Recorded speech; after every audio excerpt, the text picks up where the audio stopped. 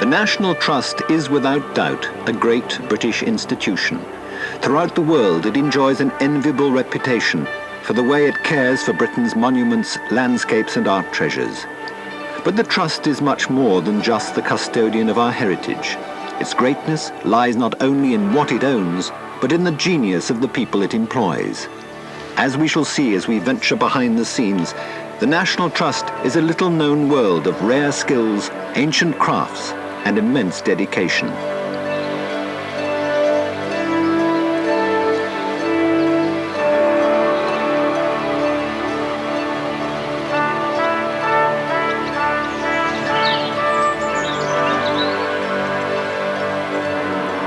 Although best known for its beautiful gardens, stately homes and fine art collections, these less sophisticated treasures have become an increasingly important part of the work of the National Trust.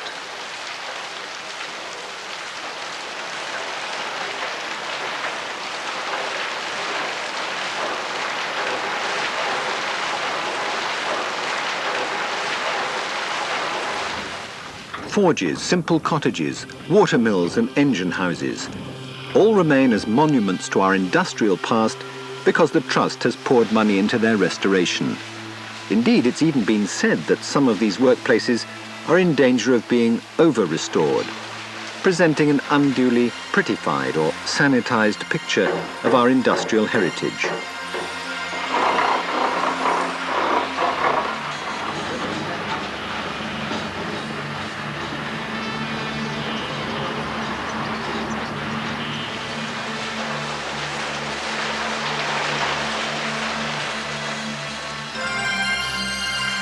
Finch Foundry at Sticklepath in Devon dates back to 1814 and last operated as a workplace in 1960. It's been in the hands of the Trust for just over a year.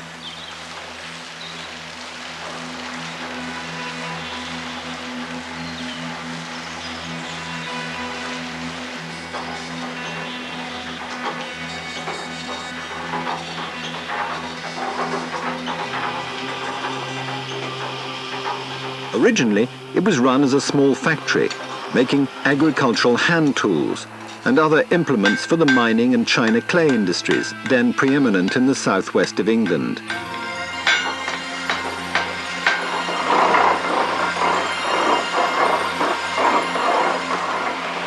Until the 1940s, 25 local men were employed here, and Finch Foundry products were on sale at markets across Devon and carried by commercial travellers to mines in Levant and St Just in the far south of Cornwall.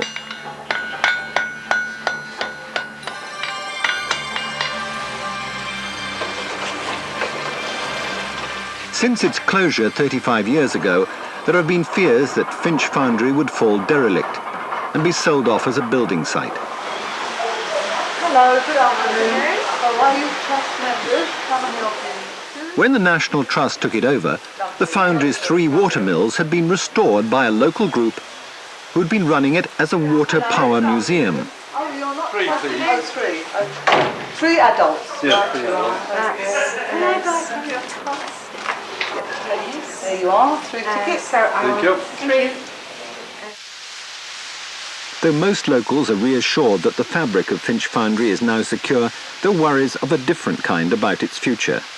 I think it's important that people see the foundry as it always has been, a workplace. It's an industrial workplace. And I think it would be a great shame if the National Trust were to make it too clinical, if it was, as somebody said, painted typical National Trust Germaline pink and made too clinical and clean. It just would not be the same place. It would be different altogether. What do you say to those who claim that many properties are over-national trusted?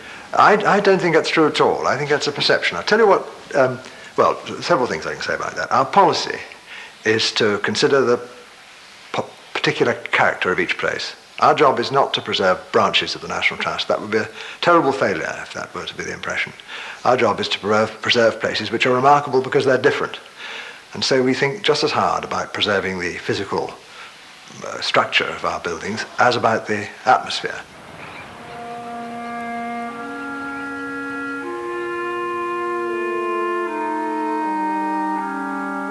The atmosphere here is what has attracted people since St. Cuthbert first came as a hermit to the Farne Islands over 1,300 years ago. This chapel was built in the 14th century to commemorate him and now provides a tranquil oasis for bird watchers visiting the island off the Northumberland coast.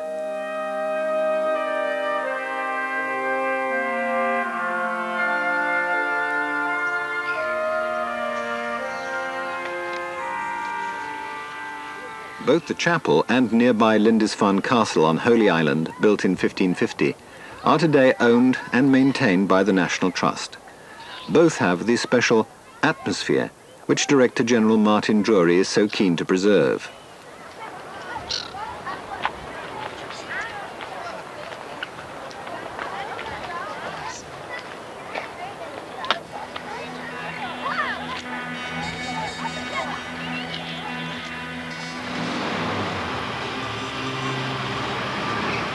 These engine houses and mills, like Finch Foundry, are evocative of another, gentler way of life. All are dependent on the skills of the volunteers and the Trust's specialist workers for their survival.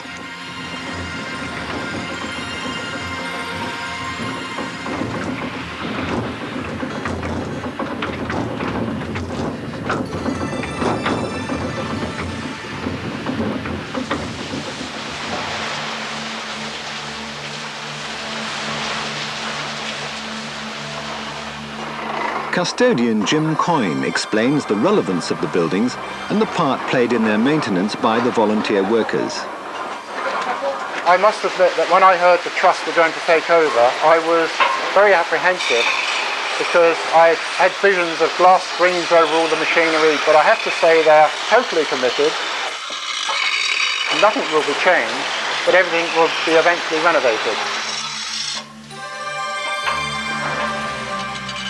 Here, Jim Coyne leads by example, showing the origin of the phrase, nose to the grindstone. I rely absolutely on volunteers, and I have to say I think ours here are very special because it's not just a case of sitting in a room in a stately home. They have to be able to work the machinery, they have to know a lot of history about the place. This is history. I mean, people go and see a castle, for example, and that is history, you know, a Norman keep or whatever. But this is something from, well, the 1800s, and the machinery does in fact date from the 1700s, but it's all part of our heritage and it must be maintained, whatever happens.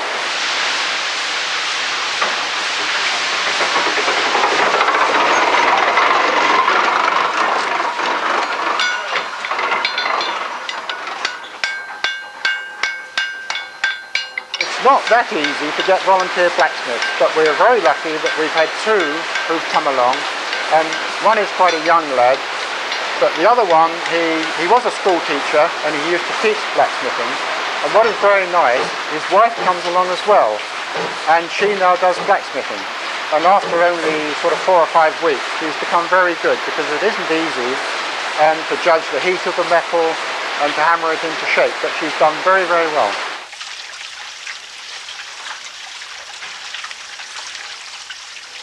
One of the Finch brothers used to go the whole of the southwest as a rep selling tools. Sickles for corn reaping, because there were no self-binders back in them days. And then there was the hooks for cutting down trees and hedging. And then there was hooks and things made for the thatching industry, spear hooks and also for cleavers, for butchers, for killing cattle and various things. Countryside warden Mike Jones demonstrates the old skills and explains why they mustn't be allowed to die away. Obviously it's not economic for people to cut crops with scythes anymore. I think it used to take one man 10 hours to cut an acre.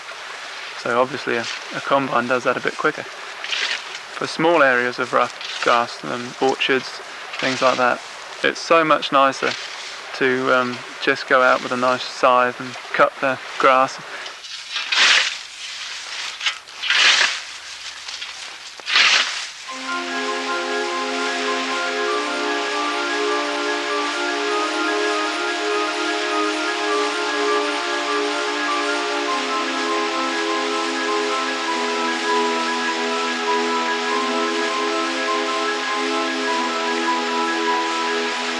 All over Britain, the National Trust has teams dedicated to rediscovering and retraining in skills which might otherwise have been forgotten.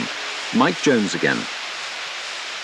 I'm associated with the Devon Rural Skills Trust, which is active in Devon at the moment, and they are teaching the old skills. So many of these old tools are used now, and it takes a lot of finding some of them. This is a general pattern spar hook, which is used for making thatching spars. All these would have been made in the foundry, and many other very local designs for specific jobs, as opposed to nowadays where we have one tool that's supposed to do everything. See one of these spar hooks. This is what they call a spar gad, which is the piece of hazel cut from a hedge. This is what a thatcher would be fetching out for himself. So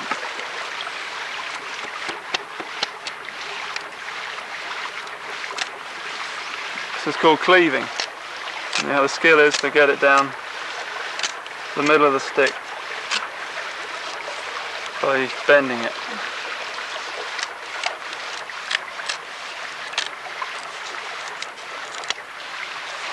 And cut it into 4. Some of the professional spar makers make about 2,500 of these a week, and they go at an incredible speed.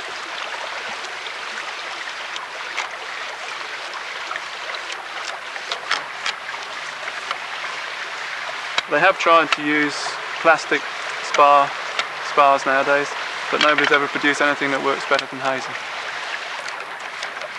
A lot of the people who are teaching us are in their 60s, 70s, and once they go, the skills will die away. And it's not just doing it, it's doing it well. The actual craftsman element of it, which I think is missing from a lot of things nowadays. Also from the National Trust point of view, if we're to maintain the countryside as it was, and to rebuild and maintain old stone walls, stone hedges, turf banks and such like, we have to have the skills to do it, much like many of the curators in the houses who have to mend old tapestries. They have to have the old skills. And it's just the same for us in the countryside. Without them, we can't do it.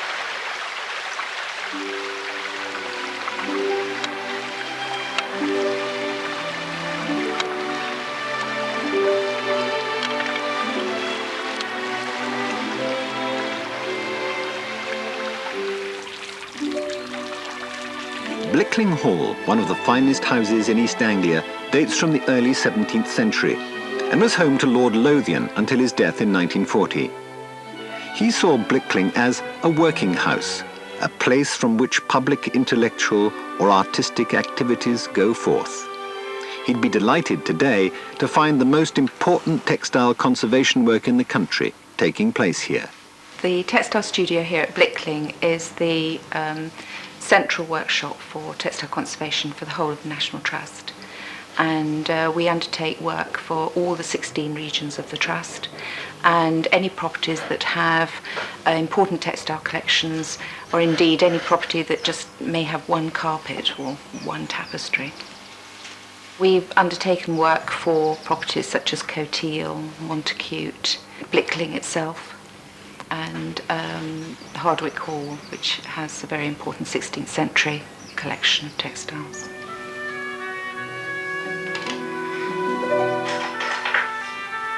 Each of these skilled workers has taken 5 years to complete courses before they're allowed to touch these irreplaceable tapestries. It can take up to a year to restore just one panel.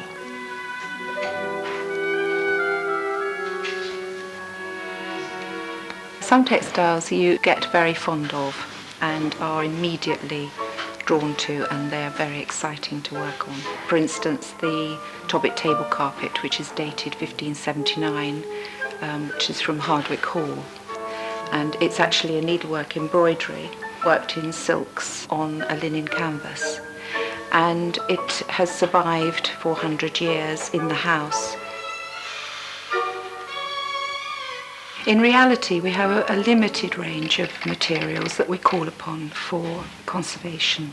The majority of them are natural fibres, silk, linen, wool, cotton. We sometimes use synthetic materials for particular processes, but the search for materials is a constant problem, because you will find something and then the manufacturer will suddenly decide that it's not commercially viable and therefore it goes out of production and you have to start your search all over again. So it is a continuing problem actually to find suitable materials.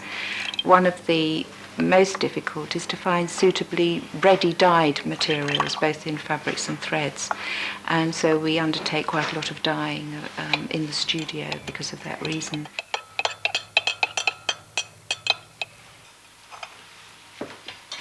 The success of the repair work on these magnificent tapestries depends entirely on the results of experiments with fabrics and natural dyes.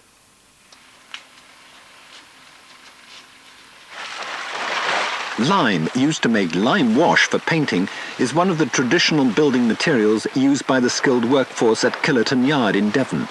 Eric Cross and his team are responsible for the repair and upkeep of a wide range of properties.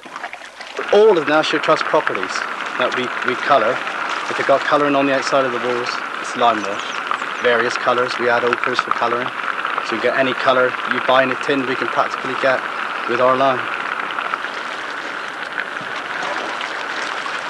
And also this here does allow all our properties to breathe, which is what it's all about. You know, the old-fashioned properties need to breathe, and lime washing, lime rendering allows the natural breathing of the properties.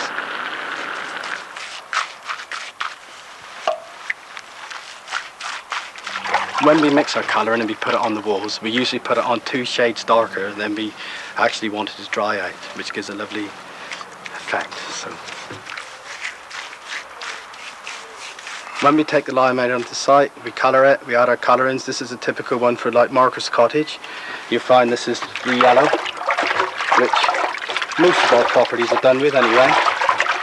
And we do vary them occasionally, as like in the mansion, Killerton House, which we've done this colour, which we've added terracotta and yellow to, and we've brought up a lovely colour, as you can see.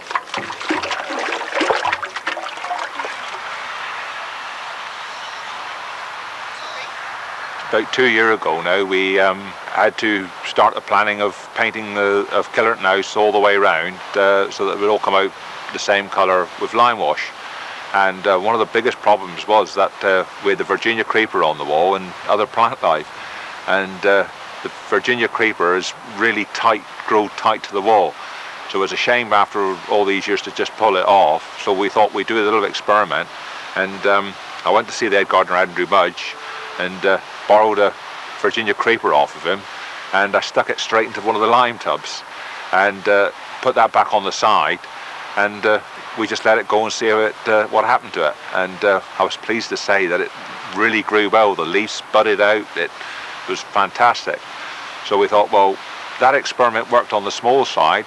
This will go on the house itself now, which was quite a gamble in some ways, but we tried to do as much research as we could, and it has worked absolutely fantastic. In fact, in the spring, when the buds and the leaves started to come out, well, I've virtually danced a jig on the lawn.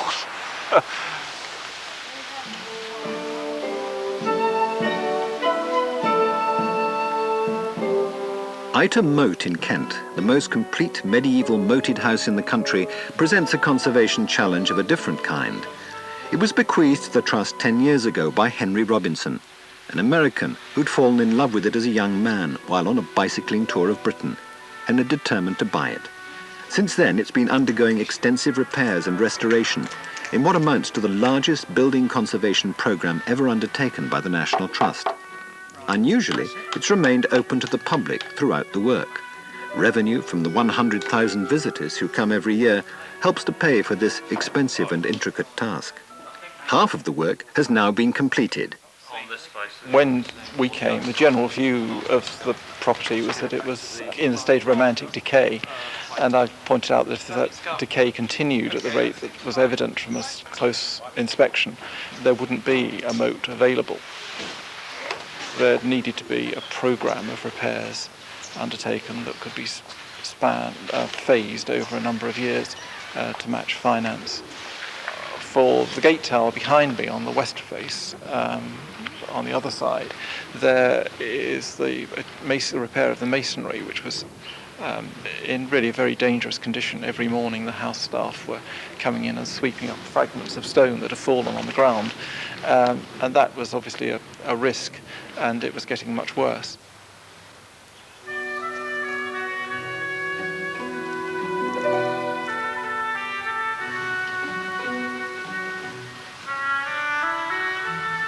We've been able to conserve that masonry, and in particular the achievement, the coat of arms, which is very special. That has had a great deal of care and attention. Notice the 5 keyholes on the old door, indicating its age of 500 years.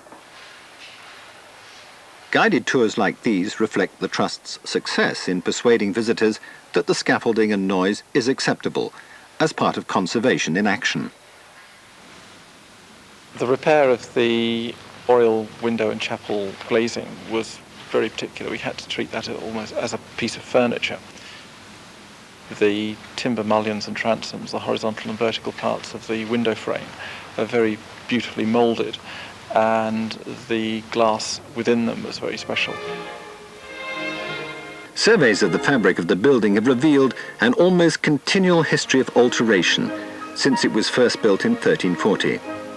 The National Trust has capitalised on this evolution to engage the interest of its summer visitors and craftsmen alike.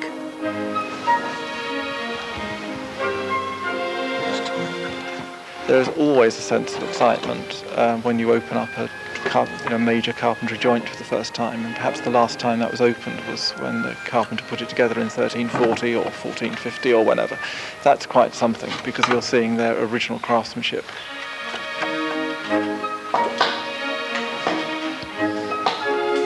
As many conservation materials used on the project function best in warm weather, much of the work goes on during the busiest time of the year.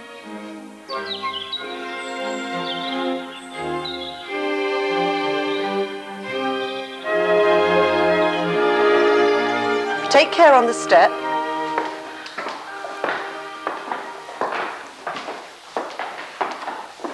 And now if you could look up at the ceiling to all the badges and emblems that are represented up there.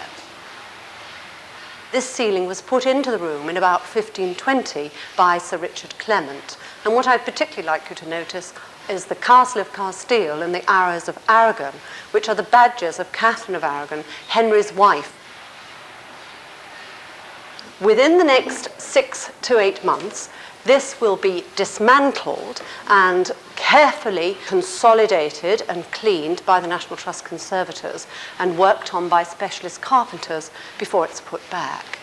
The panel is in the drawing room now and can be seen in a cradle supported, so you can get a really close look at the paint. And do look at it closely, ladies, because you will see how fragile it is.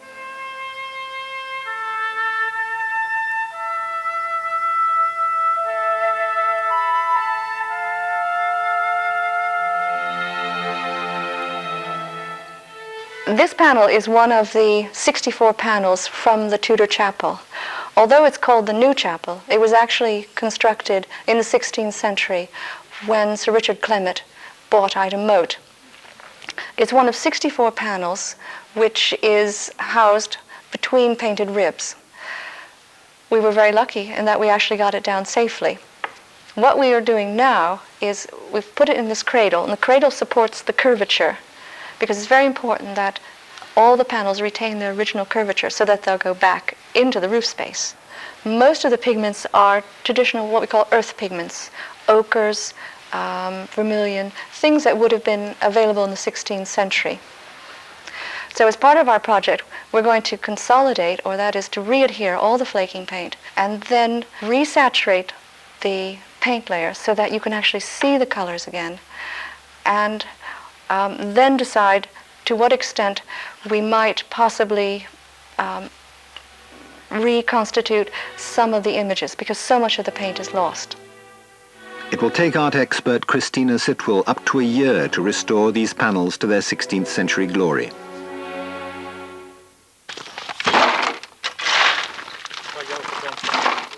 When Alfriston Clergy House in Sussex was built in the 14th century, it was never envisaged that thousands of pairs of feet would trample across its unique rammed chalk floor every year.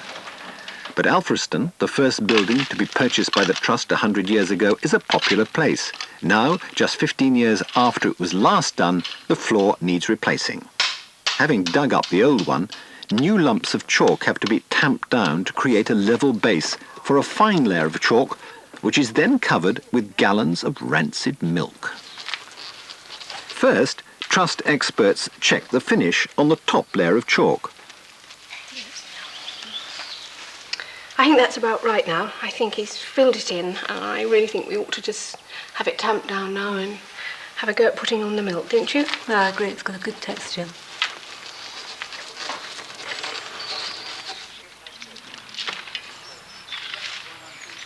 How do you think it was that medieval builders worked out that this curious mixture of chalk and milk made a floor? Well, I think it must have been because obviously the soil around here is all chalk, and I imagine it was somebody sitting milking the cow and them seeing that where the man did sit and milk the cow, it was always firm. And I think it probably grew from that. What a try.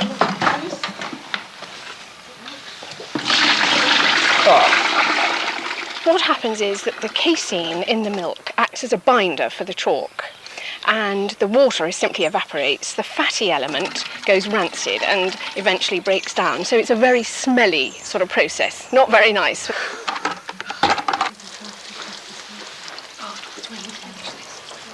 It's looking really rather good. It really is. Yes, It's spreading quite well. Yeah, much better than we dared hope, I think. Quite good, actually. Now the Alfriston Clergy House floor is ready to face the onslaught of another 345,000 pairs of feet.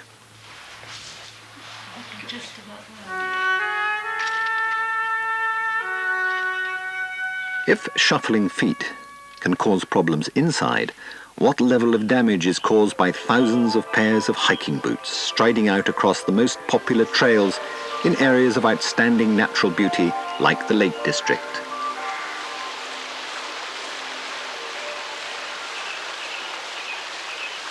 Ashness Bridge, where we are at the moment, is one of the most popular viewpoints in the Lake District, with its chocolate box views over Derwentwater and Skidder and Keswick.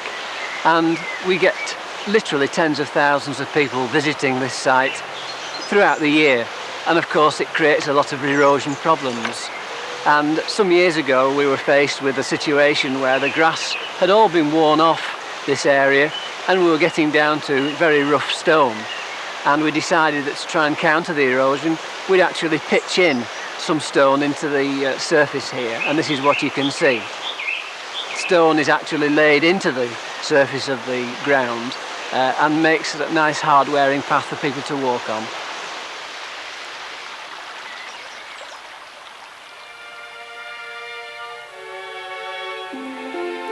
Cotehill House in Cornwall, for over 500 years home of the Edgecombe family, was the first house to come to the National Trust in place of death duties, under a scheme introduced by the post-war Labour government. It brought with it a cider press, a watermill, and a range of old workshops. Cotehill Mill is tucked away in one of Cornwall's most beautiful valleys. There's been a manorial watermill on this site since medieval times. But like many mills, forges, and engine houses throughout Britain, it's unlikely to have survived as a working mill without the intervention of the National Trust with its skilled specialist workforce. It is absolutely living history, isn't it? I mean, it's been here all these years. I mean, it's reputed to be 18th century. It could even be older than that. And as I say, as you can all see, it's all still running so smoothly and effectively.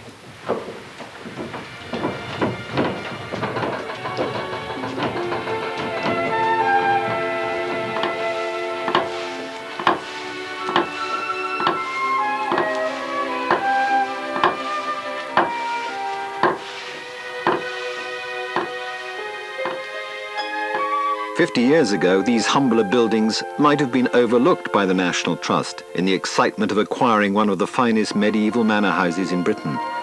But today, the mills are all restored to full working order, and in addition, the visitor can see the forge and the workbenches of saddlers, carpenters and wheelwrights.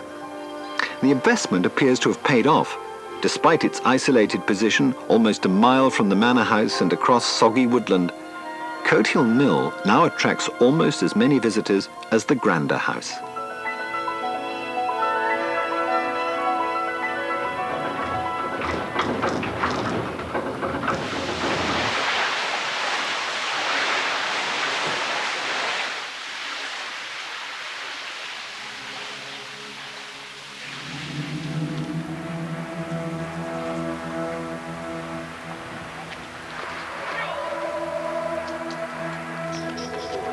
Corfe Castle in Dorset is one of England's most impressive ruins. This former royal castle, besieged and ransacked by parliamentarian forces in 1646, is now in the care of the Trust. Skilled craftsmen are working here not to restore it, but to stabilize the ruins, so that 165,000 visitors every year can continue to enjoy its ancient grandeur and the splendor of its setting.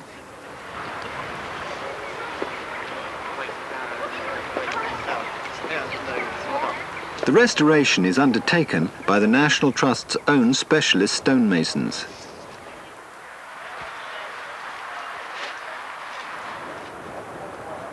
Even though Corfe is a ruin, it's still got a lot of architectural features that you can go round and read. This particular section, although to some people is just a ruined section of castle, it's got quite a few features in it.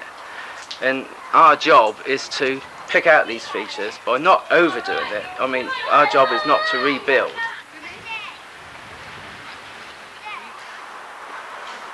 Trevor Proudfoot is a stone and sculpture advisor for the National Trust, training teams in the old ways of making mortars. I think the Trust has led the way in the use of lime mortars for historic houses and for vernacular buildings since the early 80s.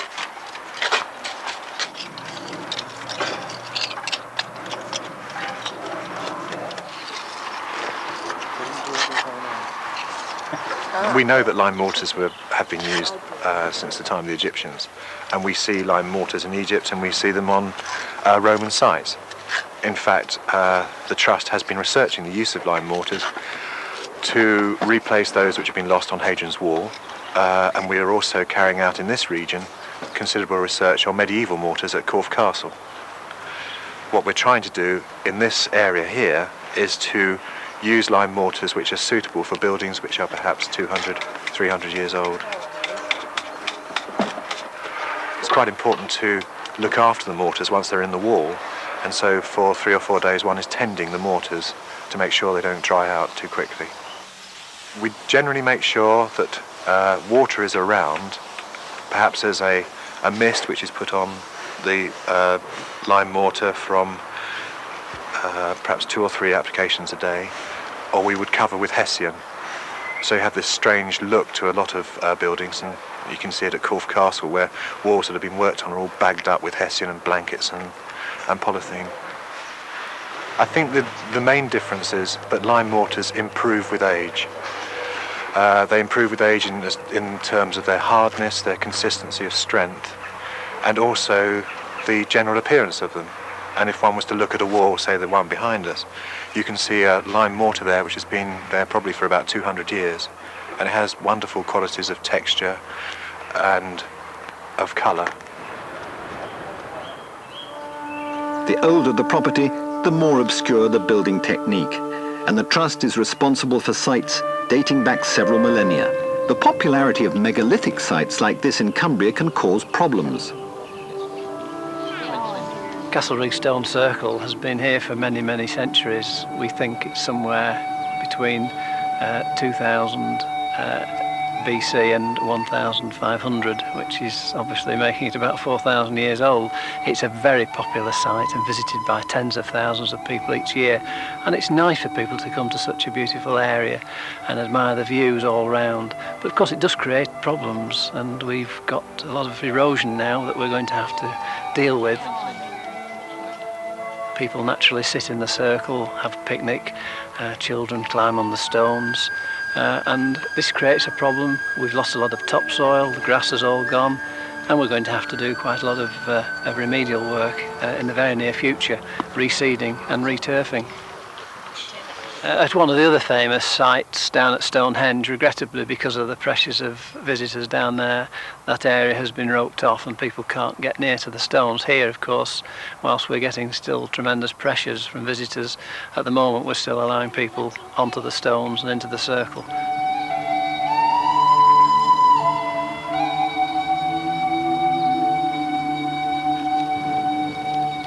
Like Castlerigg, this is another Trust treasure, Avebury in Wiltshire, Europe's largest prehistoric stone circle. It may not seem to be an obvious need of care and protection, but these great sarsen slabs are as precious to the Trust as the more obvious and refined treasures like paintings and furniture. Avebury was built in the late Neolithic period, which makes it roughly contemporary with the first phase of Stonehenge, 15 miles away to the south. Originally, there were 98 stones carried here, who knows how, from 25 miles away. The ditch and bank around the 30-acre site involved the excavation of some 200,000 tons of chalk. In the Middle Ages, conflict between Christianity and the pagan origins of the monument led villagers to destroy many of the stones. The destruction even continued into the present century. Of course, in the Trust's hands, the stones are now safe. Despite all the research over many years, no one quite knows what Avebury was built for, certainly not for defence. Its site was ideal for Neolithic farming people, with easy access to the Ridgeway, a great trade route. So was this important and curious landmark built by our ancestors as a regional tribal centre, for trade or religious ceremonies, or as a symbol of power, or for marking territorial rights? Whatever the answer, it's part of our heritage 4,500 years old, and as important in the work of the National Trust as more popular properties like Coat Hill in Cornwall or Chartwell in Kent.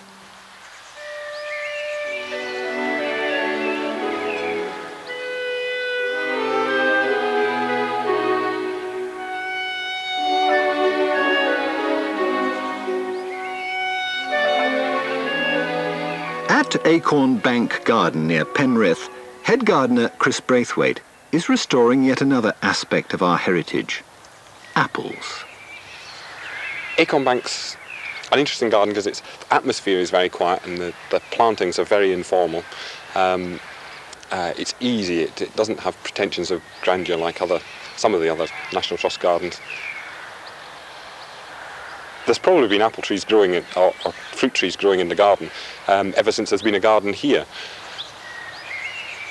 Orchards are easier to manage than flower beds. The trees require less labour than flower beds. One of the things the Trust is certainly trying to do is to encourage people to grow a wider variety of local apples. There are something like 6,000 different varieties of apple, some of which are local to here and some aren't. And they all taste different, and you can have an apple which tastes spicy, and you can have an apple which tastes crunchy, and you can sort of juicy, and other apples taste sweet. And although we can't grow cocks here, we can grow relatives of cocks.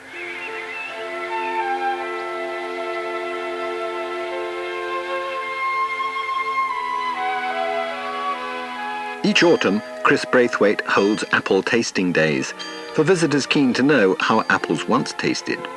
Their popularity proves the Trust is once again onto a winner.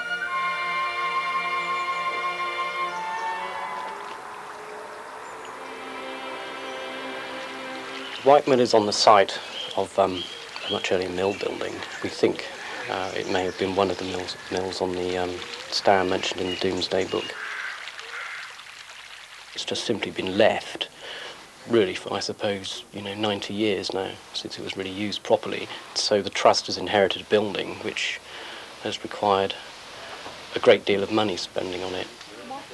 £300,000 has been spent here, and though when it opens to the public it will not be as a working mill, but as another example of the skills of trussed craftsmen. I mean, the justification for spending that sort of money on a building like this really stems from the fact that it's got what we think is unique machinery. Although unique, according to experts, the machinery is too fragile to restore to working order. Half of the building, which was a tucking mill, was washed away in a flood in 1524, and we think that probably this end of the building we're standing in was all that was left, which was actually the corn mill. Obviously, most mills that are working would be perceived as having a better draw, and people would like to see a working mill. The trust has to really take the view that you can't always pander to that need, and to have a working mill simply to draw people in to see it, to make this building a viable and perhaps a profitable proposition. It's our history, it's the history of most of us, it's another heritage. Millwright Martin Watts describes the gears. The cogs, for example, the wooden cogs which are inserted in the wooden gears, are of a different timber to the rest. They've decayed quite badly, but we've tried all the time to keep what is here rather than replacing, so that we are sort of serving history properly. The higher up the mill you go, the better it becomes. But we had to lift this bottom timber back up about a foot and put the bearings back in line, so that although it's very fragile, the main shaft with the gears on will now turn just gently.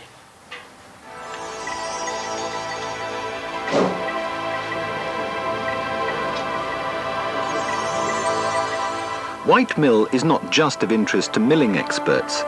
Working on a site so rich in social and industrial history has both expected and unexpected rewards. One of the Trust's archaeologists here is Nancy Grace. When you find anything really, no matter what date it is, if it's a personal object that someone's used in the past, it's quite exciting if you're the first person to uncover it after hundreds of years. When we were digging the underpinning trenches for the end of the mill, because it was falling and sinking, we discovered wooden piles that could be either piles for an earlier building to stabilise the ground, or because they were associated with river clays, they could either be a jetty edge, or they could even be a mechanism for sluice gates.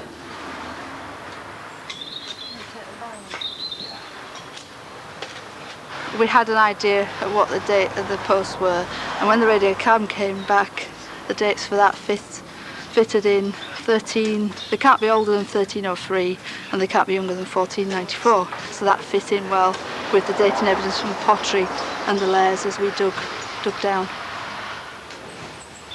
They certainly drank a lot. We found a lot of beer bottles, great massive stoneware jars that's got merchants' names on from Poole and Wimborne.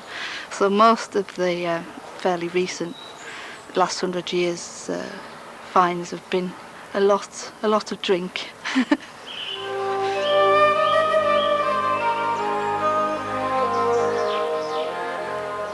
At the Killerton estate in Devon, master carpenter Brian Manville has just spent a year crafting this chestnut gate.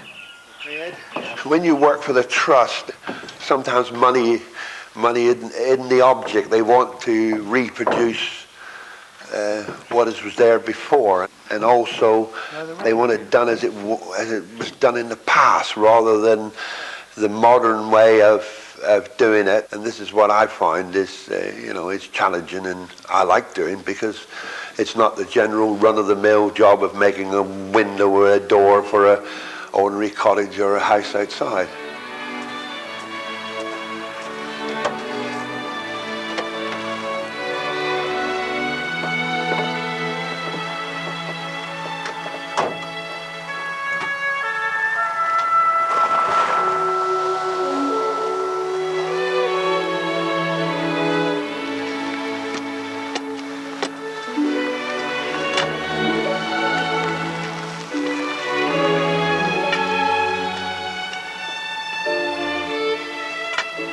Brian's Gate is destined for a recent National Trust acquisition near Exmouth in Devon. A la Ronde, one of the Trust's more unusual properties, was built by spinster cousins Jane and Mary Parmenter in 1796. In recreating the original gate, Brian has shown all the dedication and attention to detail that 40 years of working for the Trust brings. You know, this is a reproduction of the old gate. I think this one will do very well.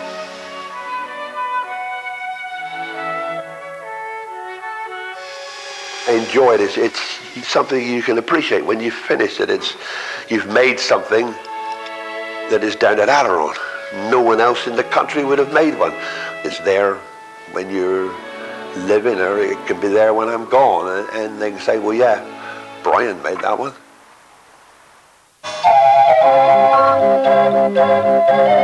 As a charity, the National Trust depends on special fundraising events like this Fête Champêtre. Done the Trust way, even fundraising has a historical flavour, and it's fun.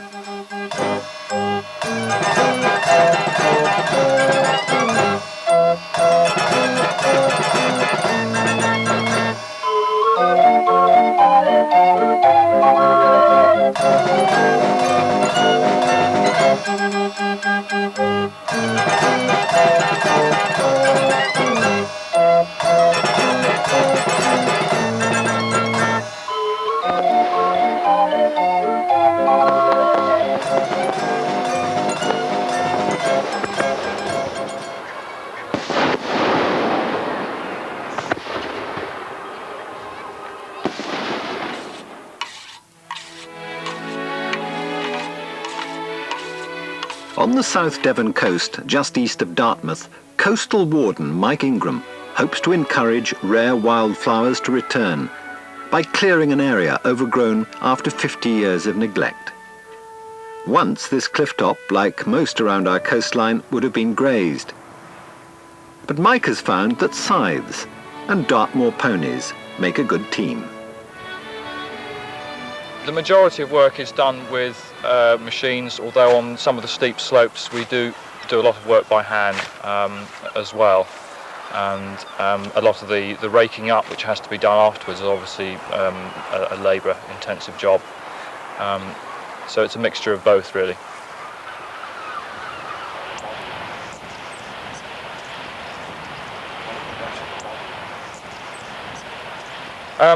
As a result of the management we've been doing here, which has been initially cutting and follow-up grazing with Dartmoor ponies and Soay sheep, a number of wildflowers are starting to reappear again. You can see here wild basil. Next to that is hedge bedstraw. Back here we've got bird's foot trefoil, and back up here wood sage. And these are fairly sort of typical plants we'd expect to come back on this type of grassland.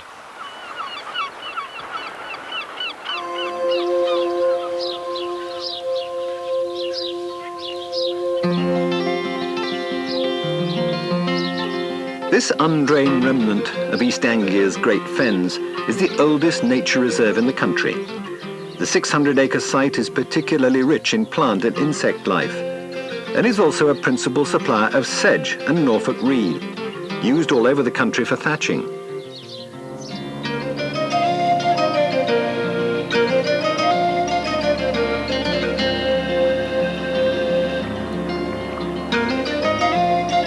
Matthew Chatfield, the property manager here, runs the fen in a traditional manner. Wicken Fen was the National Trust's first nature reserve acquisition. It was the first nature reserve they bought, and in fact it was Britain's first nature reserve. It's the oldest one in the country. The key thing about a fen is that it is wet. Fens are about water, and so we have to keep water where it's needed. So when we have a very dry summer, as we have done in recent years, then we can have a problem with the sedge beds drying out. But we can't just pump in any old water from anywhere, because the water quality is also very important. We have to have good quality water. It has to be clean from agricultural pollutants like fertilisers and pesticides and even slurry.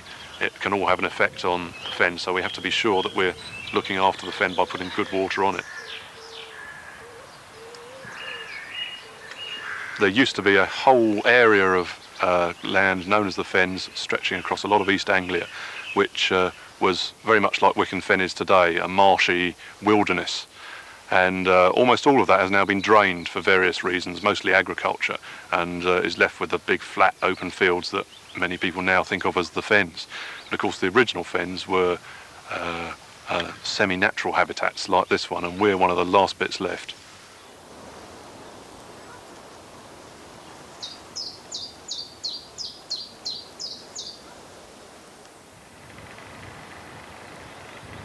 This is our biggest reed bed at Wicken Fen. We cut it, a little piece of it every year, and we just finished cutting it recently, so behind me are all the reeds ready to be carted up the load for the thatchers. There's some ready to be cleaned as well. We shake the reeds and out comes all the grass and sedge and stuff that grows with it, so we're left with pure reed, which is very good strong thatching material. And in the fields now there's little green shoots coming up of the new reeds ready for our crop next year.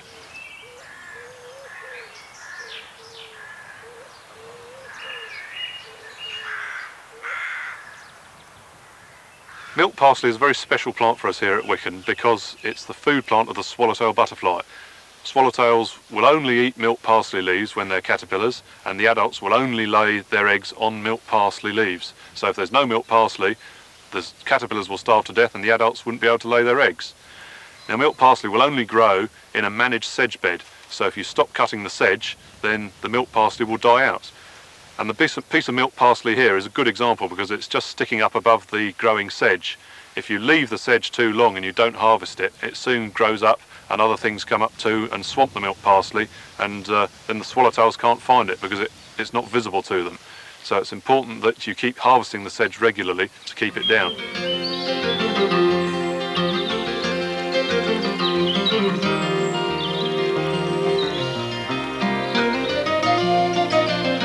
Wicken Fen's 600-acre reserve is open every day except Christmas Day, although the nature of the property means that parts are often waterlogged, but still accessible in sturdy boots.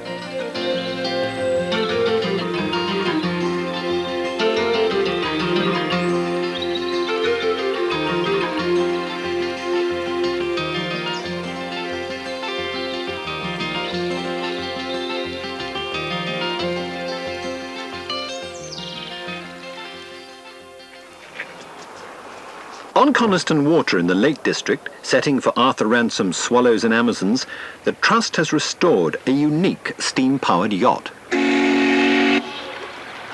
Gondola was originally built in 1859 and originally cost £1,000. From 1937, for about 20 years, she became a houseboat. From 1975, she was on the bed of the lake, sunk purposefully to try and preserve the hull, and for 15 years she lay submerged. And then in 1978 a group of volunteers came along and tried to do something about raising her.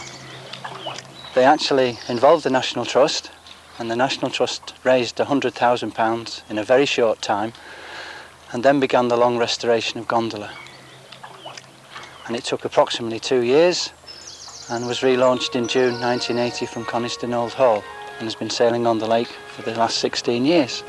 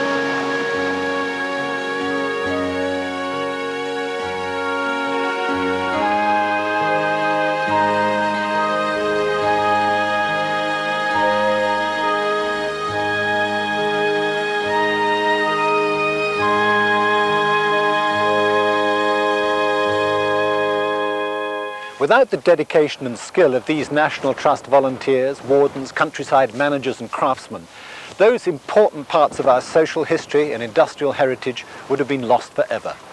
The engine houses, which once made Cornwall the greatest tin-producing area of the world, the mills and forges could all have been destroyed. Beam engines would have appeared only in industrial history books. And the National Trust has done more than merely recognise the importance of these buildings and sites. It's assembled teams of people skilled in the old ways of maintaining and restoring these more modest treasures. Ancient skills and techniques which would have died out and been lost to future generations have, in the hands of the National Trust, been revived. Thus, old buildings and old skills are assured of a future.